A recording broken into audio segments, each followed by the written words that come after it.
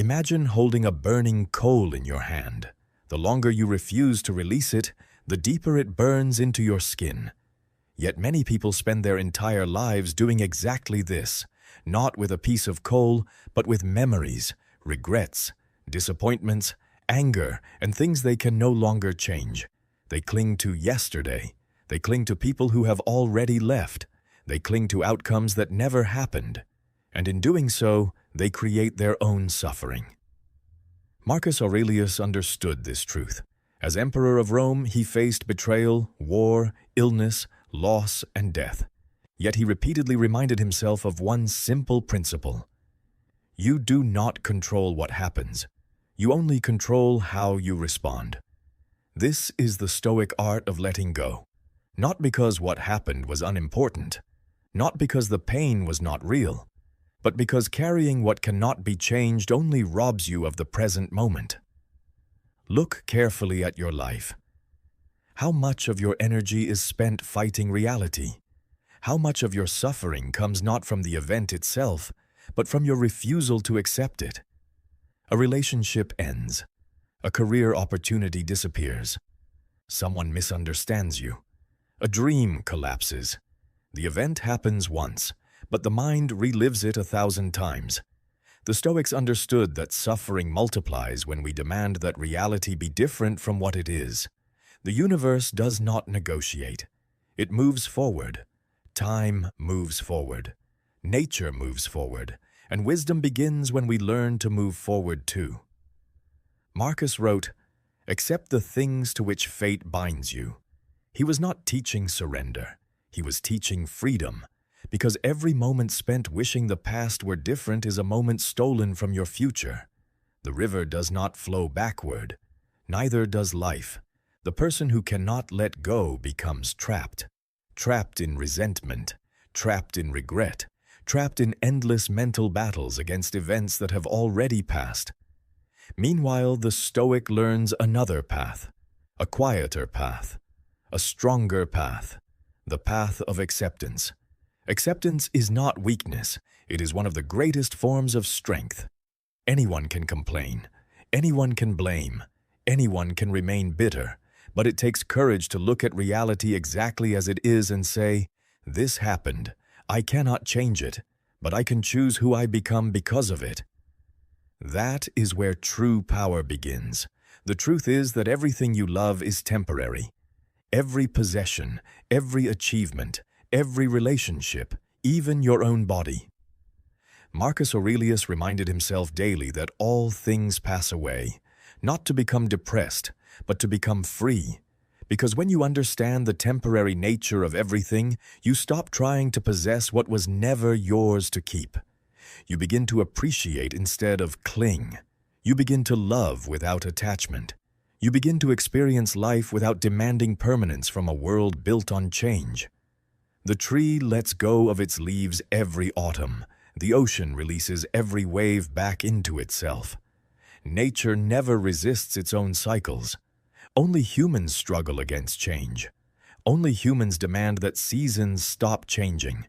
Only humans insist that people remain the same forever. And because of this resistance, they suffer. The Stoic learns from nature. He understands that letting go is not loss. It is participation in the natural order of life itself. Consider for a moment the things that disturb your peace. A harsh word spoken years ago. A person who walked away. An opportunity you missed. A version of yourself that no longer exists. Now ask yourself, are these things hurting you now? Or is it your attachment to them that continues the pain? The Stoics understood a truth that most people spend their entire lives avoiding. It is not events that disturb us. It is our judgments about them. The mind creates chains where none exist. A man loses his wealth. One person sees disaster. Another sees a lesson. The event is the same. The suffering is different. Why? Because suffering often grows from attachment. Attachment is the belief that something outside yourself is necessary for your happiness. It says, I must have this person. I must achieve this outcome. I must be respected. I must never fail. And the moment life refuses these demands, suffering begins. Marcus Aurelius warned himself constantly about this trap. He reminded himself that everything external is borrowed. Nothing is truly ours. Not our possessions, not our status, not even the people we love. Everything is given temporarily. Everything eventually returns to nature. This realization may sound harsh, but it is actually liberating, because the moment you stop treating temporary things as permanent possessions, you stop living in constant fear of losing them. Think of someone holding water in their hands. If they squeeze tightly, the water escapes. If they hold gently, they can appreciate it while it remains. Life works the same way. The more desperately you cling, the more anxious you become.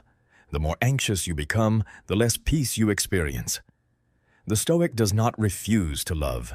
The Stoic does not refuse to care. He simply refuses to become a prisoner of attachment. He loves fully, but he understands that loss is part of life. He enjoys success, but he knows success can disappear. He appreciates praise, but he does not depend upon it. His peace remains rooted within, not outside. Most people reverse this order. They build their happiness upon fragile foundations: a promotion, a relationship, a bank account, the approval of strangers. And when those foundations shake, their entire world collapses. Marcus Aurelius built differently. He placed his peace upon character, wisdom, discipline, integrity. These are things no one can take from you. A thief can steal your possessions, but not your courage. A critic can attack your reputation, but not your virtue. Circumstances can change overnight, but your ability to choose your response remains. This is why Stoicism teaches inner independence, the freedom to remain steady regardless of what arrives or departs. Imagine standing on the shore watching waves come and go. You do not chase each wave. You do not demand that a wave remain forever. You simply observe. Life asks us to do the same. People enter, people leave. Opportunities appear, opportunities disappear. Pleasure comes, pain follows. Nothing remains fixed. The wise person understands this rhythm. The foolish person fights it. And every battle against reality ends in exhaustion. Many people believe letting go means giving up. The Stoics saw it differently. Letting go is not giving up on life. It is giving up the illusion that life must unfold according to your plans. It is releasing your demand for certainty, your demand for control, your demand that reality obey your preferences. When you release these demands, something remarkable happens. You become lighter, calmer, more resilient. You stop carrying unnecessary burdens. You stop arguing with the past. You stop fearing every possible future. And for the first time, you begin to live fully in the present moment. This moment, the only moment you truly possess. Marcus Aurelius often reminded himself that the present is all that belongs to us. The past is gone. The future is uncertain. Yet people sacrifice today worrying about both. How much of your life has been spent replaying old mistakes? How many hours have been wasted imagining disasters that never arrived? How much peace has been lost to things beyond your control? The Stoic answer is simple. Release them. Now. Because every day you carry unnecessary weight is a day you cannot walk freely. And every day you refuse to let go is a day you surrender your peace to something that no longer exists. The question is not whether you should let go. The question is how. For most people, letting go feels impossible because they approach it the wrong way. They try to force themselves to forget. They try to erase memories. They try to suppress emotions. But what we resist often persists. The Stoics did not teach suppression. They taught understanding. Marcus Aurelius never told himself to stop feeling pain. He simply refused to become controlled by it.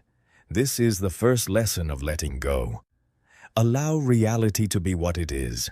If you feel sadness, acknowledge it. If you feel disappointment, acknowledge it. If you feel grief, acknowledge it. Do not pretend these emotions do not exist, but do not build a home inside them either. Feel them, observe them, then let them pass, just as clouds pass across the sky. Most suffering comes from the stories we attach to pain. The event happens. Then the mind begins its endless commentary. This should not have happened. This ruined my life. I will never recover. I cannot move on. And suddenly the original pain becomes larger than it ever needed to be. The Stoic interrupts this process. He asks, is this thought helping me, or is it deepening my suffering? If the thought serves no purpose, he releases it. Imagine carrying a heavy backpack filled with stones. Every regret is a stone. Every resentment is a stone. Every grudge is a stone.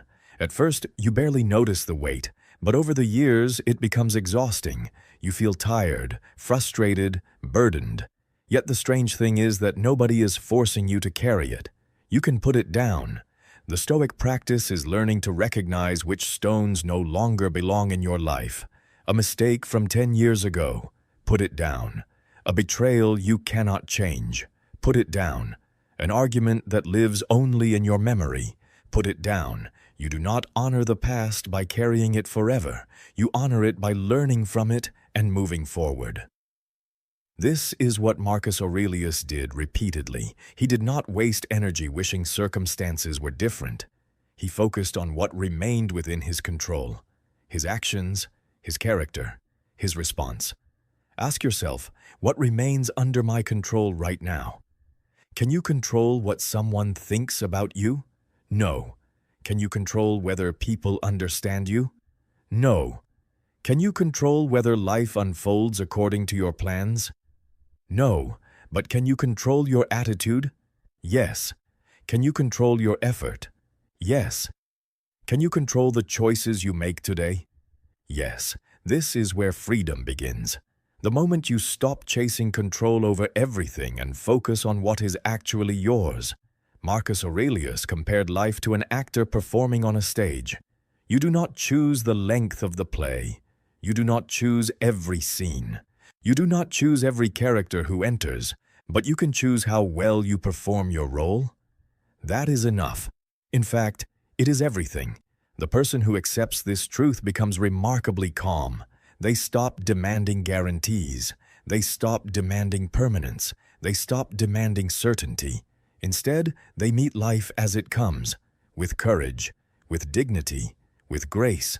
There is another practice the Stoics used. They regularly reminded themselves of impermanence, not to become fearful, but to become grateful. Look around you. Everything you see is temporary. This day, this season, this conversation, the people you love. One day, all of it will change. And because of that, every moment becomes precious. When you remember that nothing lasts forever, you stop taking life for granted. You stop clinging. You stop postponing happiness. You stop waiting for perfect conditions. You begin appreciating what is here now, this moment, this breath, this opportunity. The Stoic understands that letting go is not about losing. It is about making room for growth, making room for peace, making room for wisdom. You cannot receive what life offers next if your hands remain full of what has already passed. The past has taught you what it needed to teach. Now it asks for only one thing: release it.